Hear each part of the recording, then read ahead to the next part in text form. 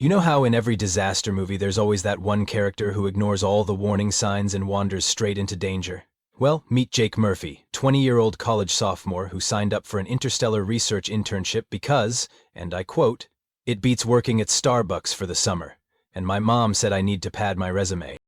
The ship Academic Endeavor dropped out of hyperspace above Cathara 7 with all the grace of a drunk elephant performing ballet.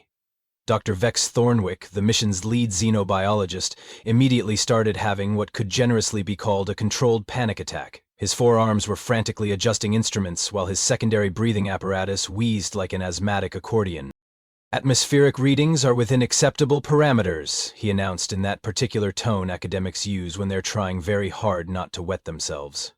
"Gravity is 0.87 standard, oxygen levels are sufficient for most carbon-based life forms, and the temperature ranges from pleasantly warm to only moderately life-threatening." Commander Zara Bloempetal, a Florian whose species looked like someone had crossbred a sunflower with an anxiety disorder, was busy triple-checking every safety protocol known to galactic civilization. Her pedals were practically vibrating with nervous energy as she consulted her datapad for the 14th time in 10 minutes. "According to the preliminary surveys," she said, her voice carrying the weight of someone who'd read every possible thing that could go wrong. "Cathara 7 is home to approximately 47 species of megafauna, 32 varieties of carnivorous plants, and one apex predator that has successfully killed every research team that's attempted to study it for the past 50 years. Jake, meanwhile, was sprawled in his crash seat playing some sort of mobile game and occasionally glancing out the viewport like he was on a particularly exotic bus ride. "Looks pretty," he commented helpfully. "Kind of like Earth, but with more purple trees and bigger, weird bird things." Dr. Thornwick's eye stalks rotated to focus on Jake with the kind of expression reserved for watching someone juggle live grenades. "Those weird bird things are Catharan deathhawks. A single one can strip the flesh from a full-grown regalian in under 30 seconds. "Huh?" Jake said, not looking up from his game. "Do they like breadcrumbs?" Commander Bloempetal made a sound like a dying printer. "Mr. Murphy, I want you to understand the gravity of our situation. We are about to establish a research base on a planet that the Galactic Wildlife Federation has classified as absolutely do not land here unless you have a death wish and really good life insurance. The Shadow Stalker alone," Dr. Thornwick continued, pulling up a holographic display that made everyone in the shuttle take an involuntary step backward, "is responsible for the complete disappearance of 6 research expeditions, 2 military scouting parties, and 1 very unfortunate family of space tourists who took a wrong turn at the Vega system." The hologram showed something that looked like someone had taken a panther, fed it nothing but steroids and bad intentions for several years, then decided it needed more teeth and possibly some extra limbs just for fun. It was roughly the size of a small spacecraft and had eyes that seemed to glow with the concentrated essence of every nightmare you'd ever had. Jake glanced up from his phone long enough to squint at the hologram.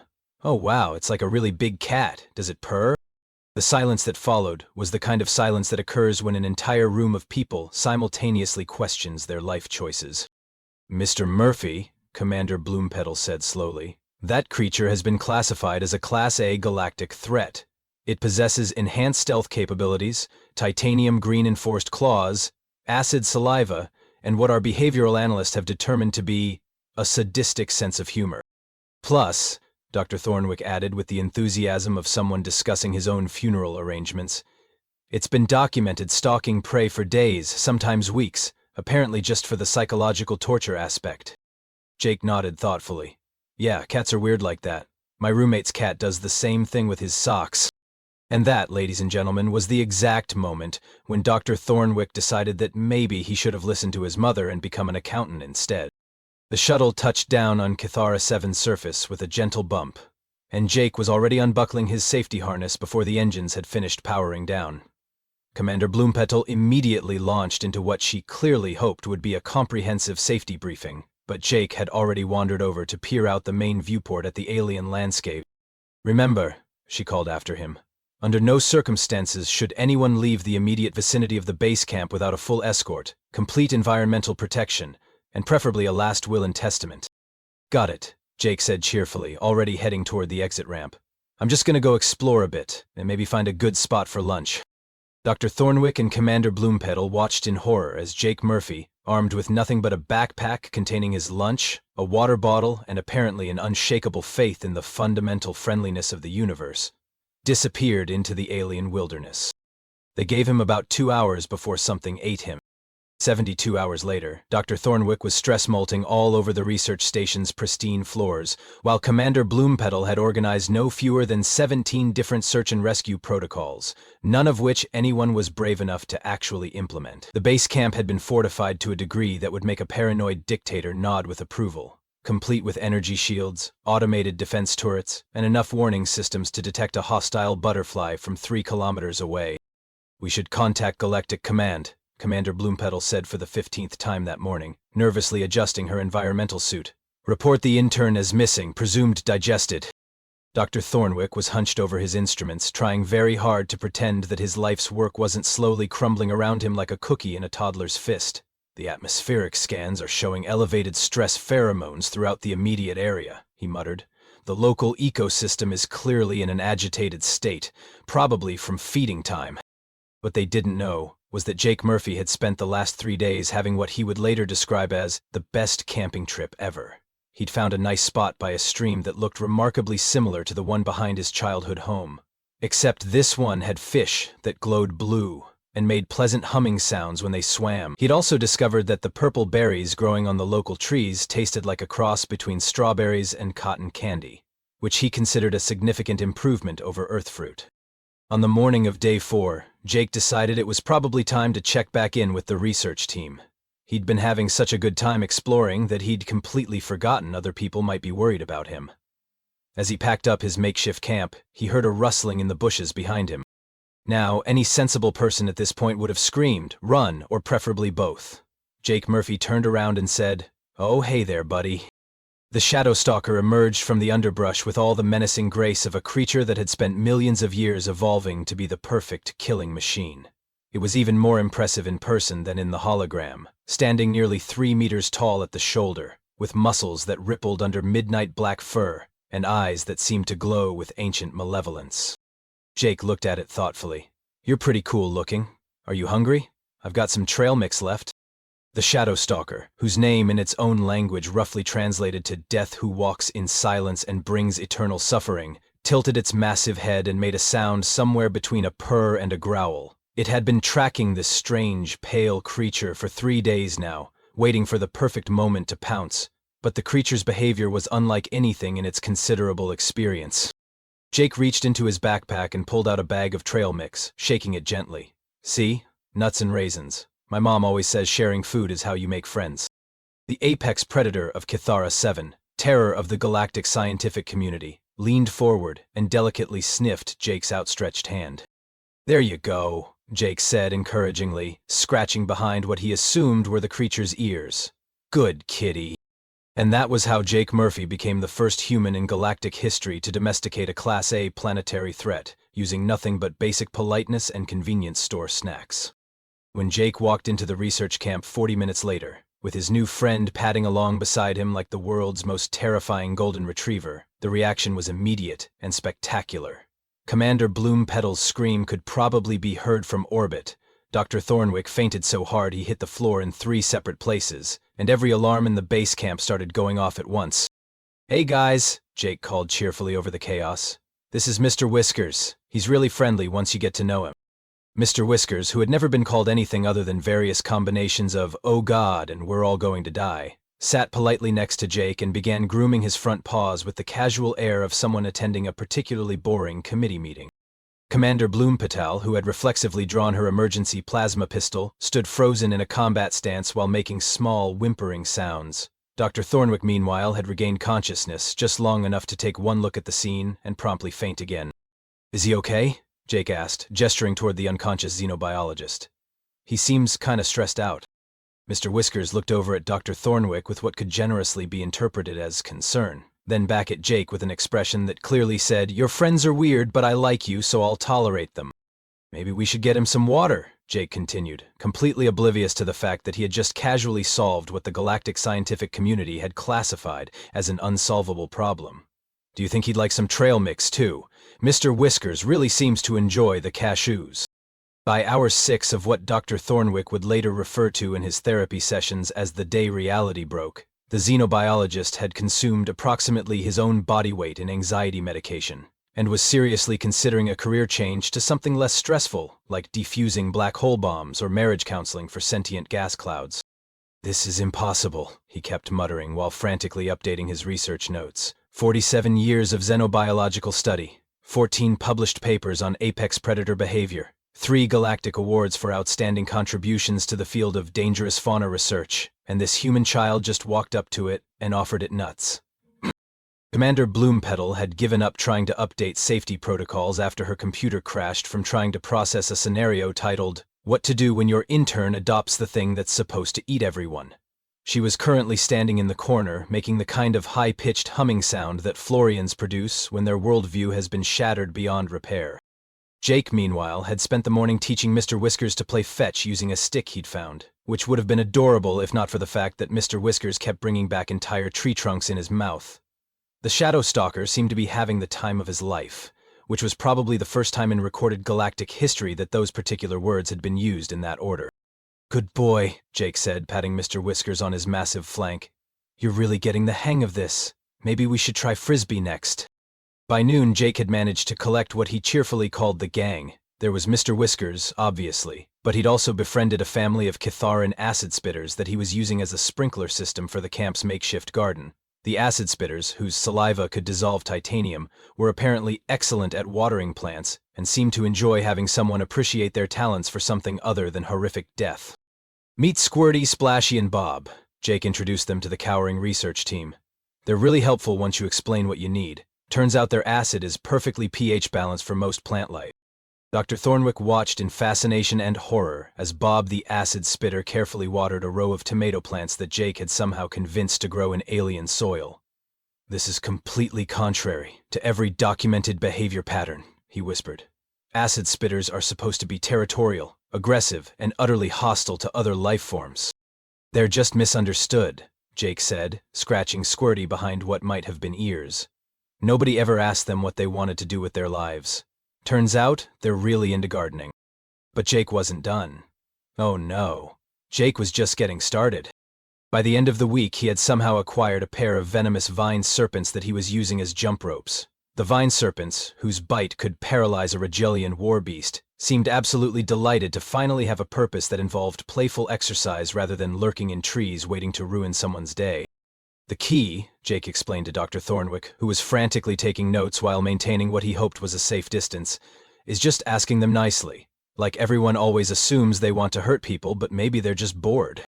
Commander Bloombetal had progressed beyond humming into a state that could best be described as philosophical acceptance of chaos. She was sitting in her command chair, staring blankly at a security monitor that showed Jake teaching a pack of crystalback razor wolves to play soccer using a ball made from compressed alien moss. "The razor wolves are venomous," she said to no one in particular. "Their claws can cut through battle armor. They hunt in coordinated packs and have been known to take down military vehicles."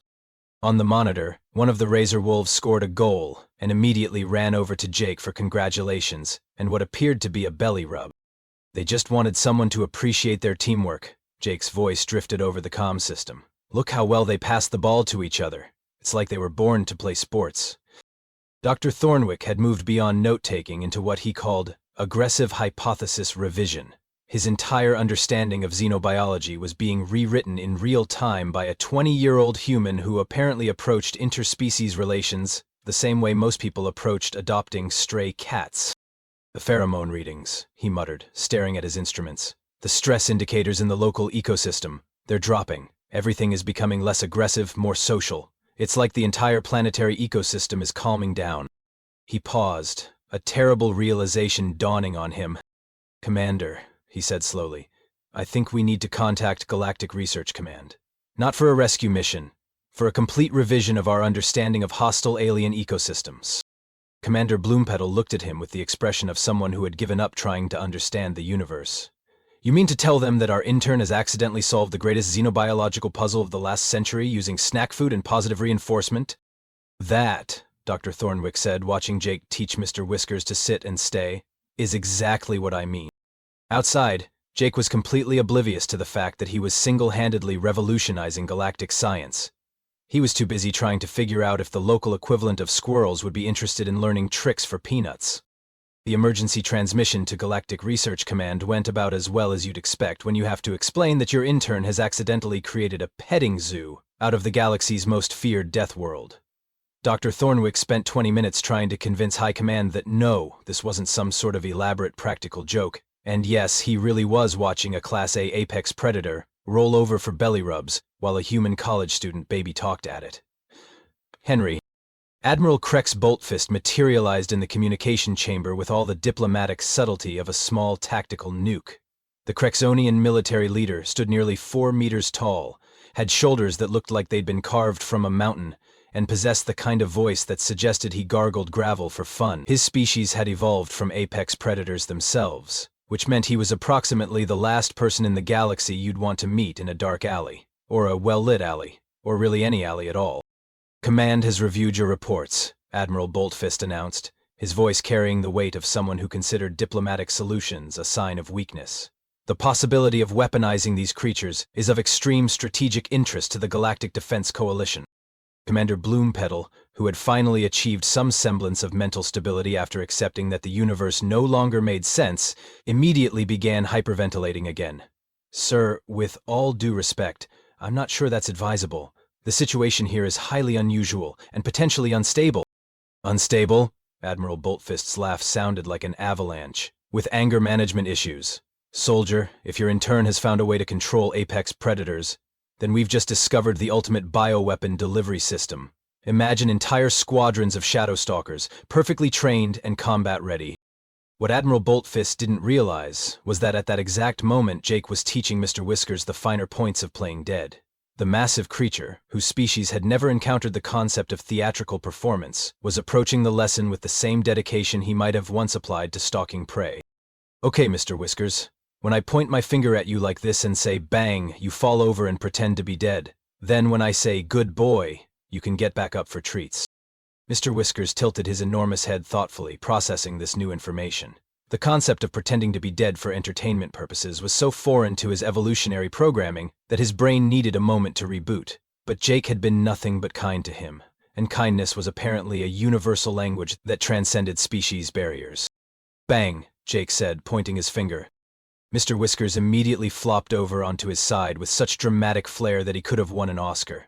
His massive paws went limp, his tongue lolled out, and he even closed his eyes for maximum effect. Oh wow, you're really good at this, Jake said, clapping his hands together. Good boy. Mr. Whiskers sprang back to his feet with a pleased rumbling sound that might have been purring, if purring could somehow level a small building. Jake rewarded him with cashews and enthusiastic praise, completely unaware that he had just taught the galaxy's most feared predator to perform party tricks. Back in the command center, Admiral Boltfist was reviewing tactical assessments, while Dr. Thornwick tried desperately to explain why turning Jake's menagerie into a military unit was possibly the worst idea in the history of terrible ideas. Admiral, you have to understand, the behavioral changes we're observing aren't based on traditional training methods. It appears to be something much more fundamental about human psychology and social bonding. Psychology is irrelevant, Admiral Boltfist declared, with the confidence of someone who had never met a problem he couldn't solve by applying sufficient force. Results are what matter, and your human has produced results. What the Admiral didn't know was that Jake's results were currently engaged in what could best be described as advanced mathematics tutoring. Somehow, during their daily training sessions, Jake had discovered that Mr. Whiskers was actually quite intelligent, and had started teaching him basic arithmetic using treats as visual aids. Okay, Mr. Whiskers, if I put down 3 cashews, and then I put down 2 more cashews, how many cashews are there total? Mr. Whiskers studied the arrangement carefully, then used one massive claw to point at each cashew individually before making 5 distinct grunting sounds. That's right, 5. You're getting really good at this. Tomorrow we'll try subtraction. Dr. Thornwick, who happened to be monitoring the situation through the base camp's security cameras, nearly had what his species called a cognitive overflow event. In layman's terms, his brain briefly shut down from trying to process the image of a Class A galactic threat doing elementary school math problems. Admiral, he said weakly, I think there may be some complications with the weaponization concept. Complications? Admiral Boltfist's expression suggested that complications were something that happened to other people. usually right before he made them go away permanently. Well, sir, it appears that the creatures aren't just being trained. They're being educated, and they seem to genuinely enjoy it. Admiral Boltfist paused, his military mind struggling to process this information. Educated? You mean the apex predator is learning academic subjects? Yesterday, Jake taught him to play tic-tac.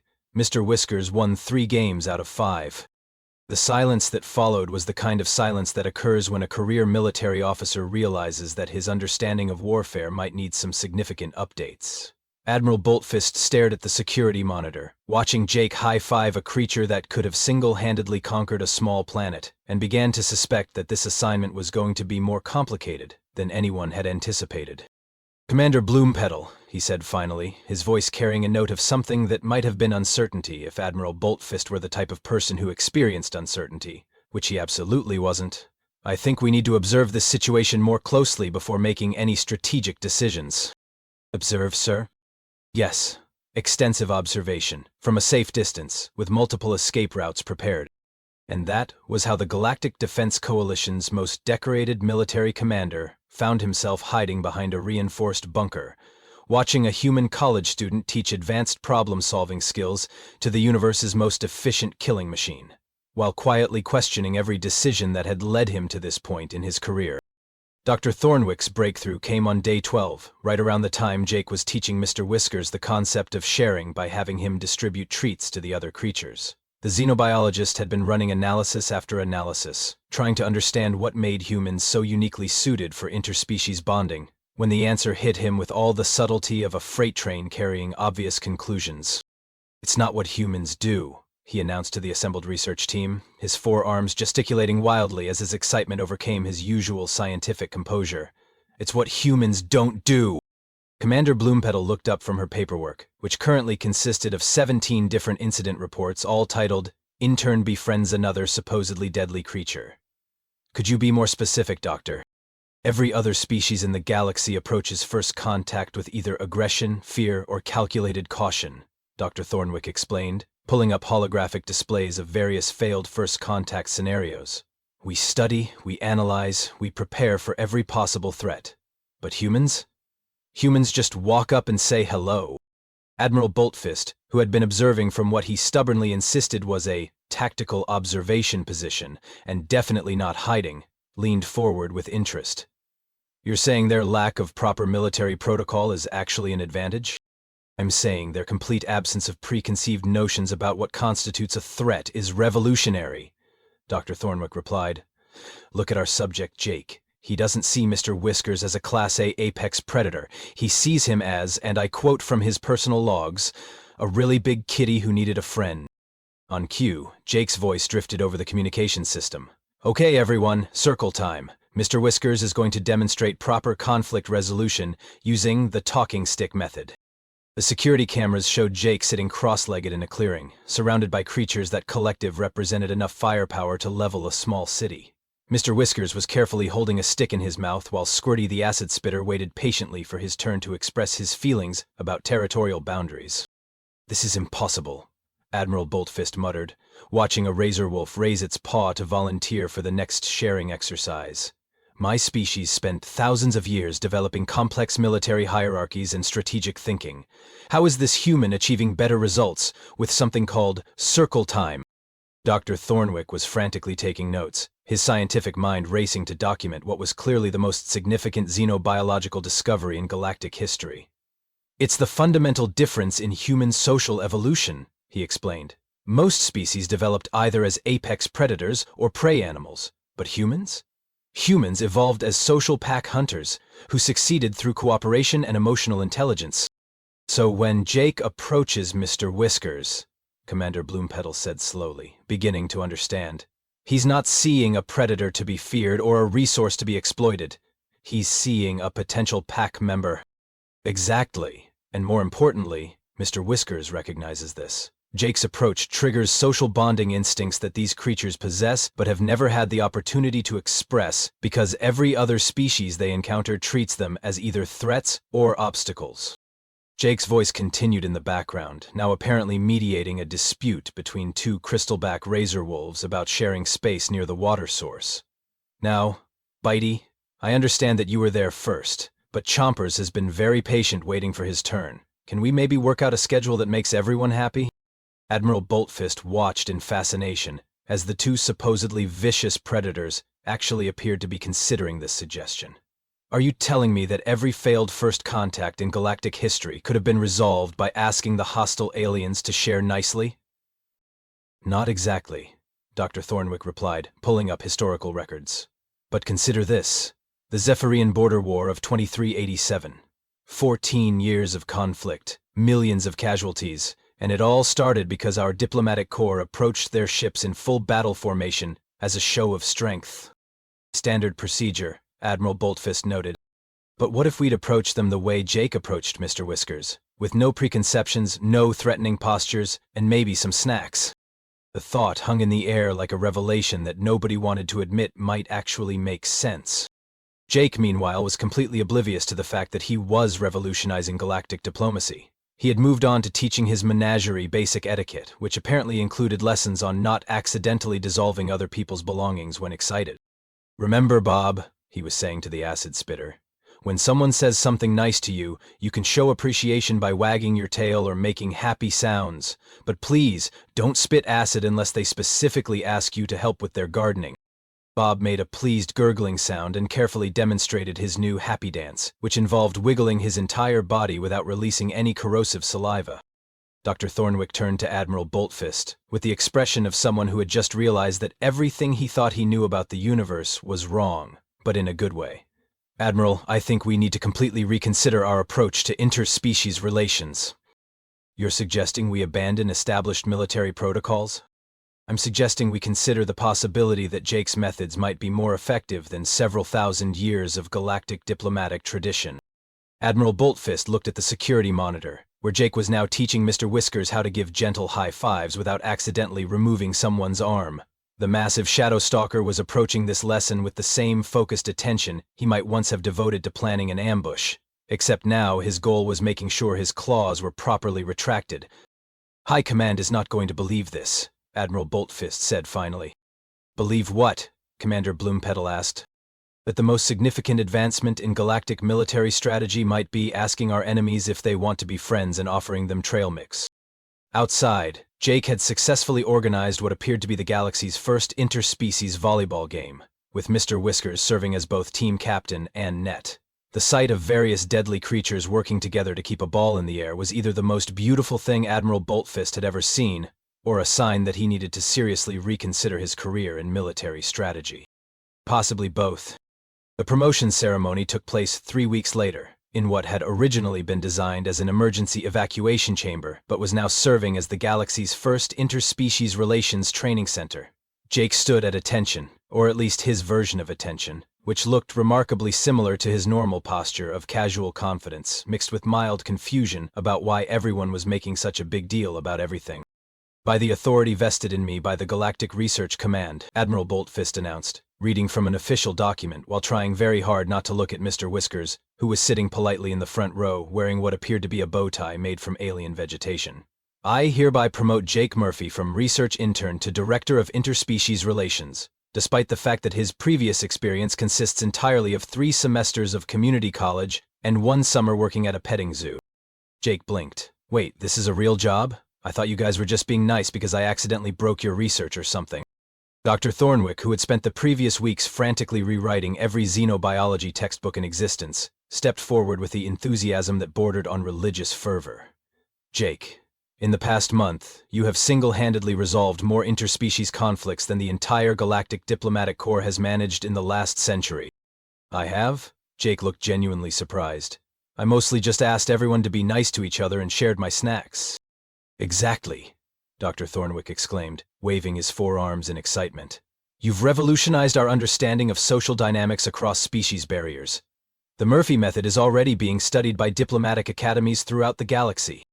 Commander Bloompetal, who had traded her anxiety medication for something called cautious optimism, consulted her datapad. The preliminary reports from other research teams using your techniques are extraordinary. The Regelian death marshes have been reclassified as Regelian community gardens after a team approached the native organisms with respect and organic fertilizer. The vegan crystal wasps have established what appears to be an interstellar honey cooperative, and the nightmare forests of Kepler 442b are now offering guided tours with complimentary fruit baskets. Jake nodded thoughtfully. Yeah, that sounds about right. Most creatures are pretty reasonable once you explain what you're trying to do and ask permission first. Admiral Boltfist, whose worldview had been systematically dismantled and rebuilt over the past month, stepped forward with something that might have been proud if he weren't too proud to admit feeling proud. The Galactic Defense Coalition has officially adopted the Murphy Protocols for first contact situations. Initial results suggest that offering friendly greetings and appropriate snacks is significantly more effective than our previous strategy of showing up in battle formations and demanding immediate surrender. Plus, it's way cheaper, Jake added helpfully. Trail mix costs a lot less than battleships. The ceremony continued with various officials presenting Jake with awards, commendations, and official recognition for achievements he was still pretty sure he hadn't actually accomplished. Mr. Whiskers, meanwhile, had discovered that his bow tie was apparently delicious and was attempting to eat it while maintaining his polite sitting position. The research station has been designated as the first galactic center for applied friendship studies, Dr. Thornwick announced, barely able to contain his excitement. Students from across the galaxy will come here to learn proper techniques for interspecies social bonding. Does that mean I have to teach classes? Jake asked, looking mildly concerned for the first time since the whole thing started. We prefer to think of it as sharing your natural talents, Commander Bloompiddle replied diplomatically. And so, 6 months later, Jake Murphy found himself standing in front of a classroom filled with some of the galaxy's most accomplished diplomats, military strategists, and xenobiologists, while Mr. Whiskers served as his teaching assistant and occasional visual aid. Okay, so the first thing you need to understand about making friends with alien species, Jake was saying, to a room full of beings who had spent decades studying complex diplomatic protocols, is that most of them are probably just as nervous about meeting you as you are about meeting them. In the front row, Ambassador Xylix of the Centaurian Federation raised a tentacled hand. But Mr. Murphy, what if the species in question has demonstrated clear hostile intent? Our protocols require extensive security measures and defensive positioning. Jake considered this seriously. Have you tried asking them why they're hostile? Like maybe they're just having a bad day, or they're worried you're going to hurt them, or nobody ever explained that you're actually friendly. Ambassador Xylix made a note in his datapad with the expression of someone whose entire understanding of interstellar relations was being rewritten by a 21-year-old human who still occasionally forgot to match his socks. But surely, interrupted General Vrak of the Klingon Empire, some species are simply incompatible with peaceful coexistence. Our warrior culture demands strength and honor in all interactions. Mr. Whiskers, who had been quietly organizing colored pencils by size while Jake taught, looked up at General Vrak with interest. The massive shadow stalker then carefully selected a red pencil and offered it to the Klingon general with what could only be described as a friendly smile. General Vrak accepted the pencil with the solemnity of someone receiving a ceremonial weapon, then found himself involuntarily scratching Mr. Whiskers behind the ears when the creature leaned into his personal space with obvious affection. Strength and honor are important, Jake agreed, apparently oblivious to the fact that he had just facilitated a breakthrough in human-Klingon shadowstalker relations. But you can be strong and honorable while still being nice to people. Mr. Whiskers is probably the strongest creature on this planet, but he's also really good at sharing and helping with group projects. As if on cue, Mr. Whiskers demonstrated his strength by gently lifting General Vrak's heavy battle armor case and placing it in a more convenient location, then returned to his pencil organization with the satisfied air of someone who had completed a good deed. The class continued, with Jake explaining advanced concepts like active listening, emotional validation, and the strategic importance of bringing enough snacks for everyone. His students, who represented some of the most sophisticated civilizations in the galaxy, took notes with the dedication of scholars discovering fundamental truths about the universe. Which, in a way, they were. By the end of the semester, the Galactic Center for Applied Friendship Studies had become the most prestigious diplomatic training facility in known space, with a waiting list that stretched across 17 star systems. Jake, meanwhile, had finally figured out what he wanted to major in when he got back to college. Psychology, he told Dr. Thornwick during their weekly progress meeting. Turns out I'm pretty good at understanding how different types of personalities work together. Dr. Thornwick, whose research on human social dynamics had earned him 3 major scientific awards and a complete nervous breakdown, nodded with the weary satisfaction of someone whose life's work had been simultaneously destroyed and vindicated. Jake, he said, I think you might just change the galaxy.